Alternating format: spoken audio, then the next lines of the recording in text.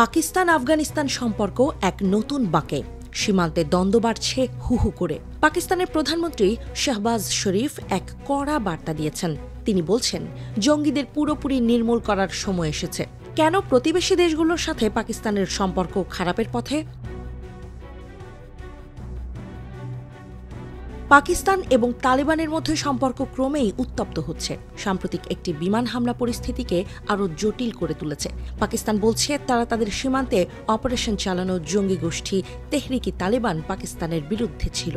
তবে তালেবান তাদের একাধিক নিরীহ নাগরিকের মৃত্যুর দাবি করেছে এবং এই হামলাকে আফগান সার্বভৌমত্বের বিরুদ্ধে আঘাত হিসেবে অভিহিত করেছে। তালেবান দাবি করেছে, নারী ও শিশুসহ ৪৬ জন মারা গেছে।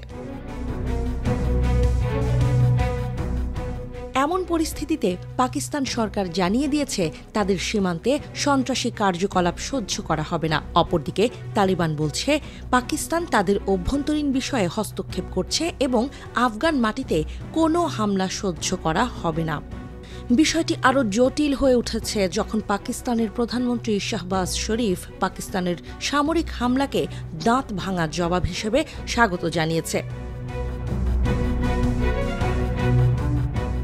শরীফের বক্তব্য থেকে পরিষ্কার, পাকিস্তান মনে করছে যে তাদের দেশীয় নিরাপত্তা পরিস্থিতির অবনতি ঘটছে, বিশেষত টিটিপি এর পুনর্গঠন এবং তাদের আক্রমণ। পাকিস্তান অভিযোগ করছে, তালিবান এই গোষ্ঠীকে আশ্রয় দিয়ে তাদের আক্রমণ চালানোর জন্য সুযোগ করে দিচ্ছে, কিন্তু তালিবান এমন অভিযোগ অস্বীকার করেছে।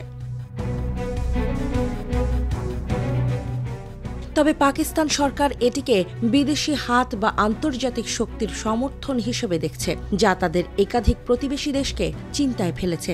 আফগানিস্তানের পাশের দেশগুলো এখন উদ্বিগ্ন, কারণ তারা ভাবছে আফগানিস্তানকে চরমপন্থী গোষ্ঠীগুলির পুনরায় শক্তিশালী হওয়া, বিশেষ করে টিটিপি পুরো অঞ্চলের নিরাপত্তার জন্য বিপদ সৃষ্টি করতে পারে। পাকিস্তান এই বিষয়টি নিয়ে সবচেয়ে বেশি চিন্তিত, কারণ তারা বলছে, তালিবান ক্ষমতায় আসার পর টিটিপি শুধু পাকিস্তানে নয়, আফগানিস্তানেও আবার শক্তিশালী হয়ে উঠছে।